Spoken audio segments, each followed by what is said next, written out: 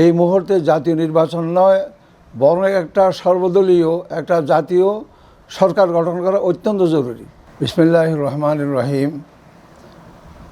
দেশের এই চরম রাজনৈতিক অস্থিরতার এই মুহূর্তে বিশেষভাবে যখন ভারত চতুর্মুখী আগ্রাসন এবং ভয়াবহ ষড়যন্ত্র শুরু করেছে, সমগ্র জাতির প্রতি আমি মুফতি ইজহারুল ইসলাম চৌধুরী, আমি ইসলামী ঐক্যজোটের চেয়ারম্যান হিসাবে এবং সাইদুল্লাহ জোটের একজন অন্যতম প্রতিষ্ঠাতা হিসাবে সমগ্র জাতি এবং জাতীয় নেতৃবৃন্দের প্রতি আমার উদাত্ত আহ্বান, এই মুহূর্তে জাতীয় নির্বাচন নয়, বরং একটা সর্বদলীয় একটা জাতীয় সরকার গঠন করা অত্যন্ত জরুরি।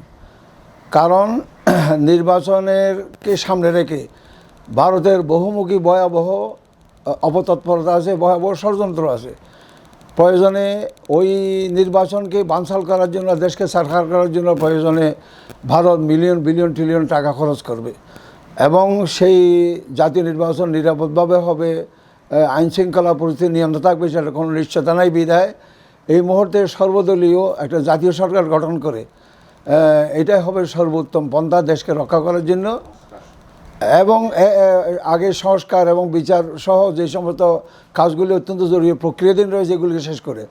এবং আমি বিশেষভাবে উদাত্ত আহ্বান জানাবো আমাদের মাননীয় প্রধান উপদেষ্টা ডক্টর প্রফেসর মোহাম্মদ ইউনূস সাহেবের প্রতি, যে আপনি দেখেন যে আমাদের শ্রদ্ধাভাজন নেত্রী বেগম খালেদা জিয়ার প্রজ্ঞা, উদারতা, ভদ্রতা, ওনার অন্তরের প্রশস্ততার কারণে উনি যেভাবে বিএনপির হাজার হাজার লাখ লাখ নেতাকর্মীকে উনি নিয়ন্ত্রণ করেছেন, যে তোমরা এই মুহূর্তে প্রফেসর ইউনূস সাহেবের সাথে, অন্তর্বর্তীকালের সাথে বাড়াবার দিকেও না, তোমরা আলাপে বসো।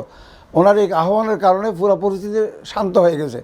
অতএব আমার উদাত্ত আহ্বান থাকবে আমাদের সম্মানিত শ্রদ্ধাভাজন প্রফেসর ডক্টর ইউনূস সাহেব দেশে ফিরে আসার পরে বেগম জিয়ার সাথে বসে ওনার পরামর্শ নিয়ে একটা জাতীয় সরকার কীভাবে গঠন করা যায় সর্বদলীয়ভাবে, তখন দেশ নিরাপদ থাকবে, ইনশাআল্লাহ দেশের উন্নতি আর অগ্রগতিটাও থাকবে।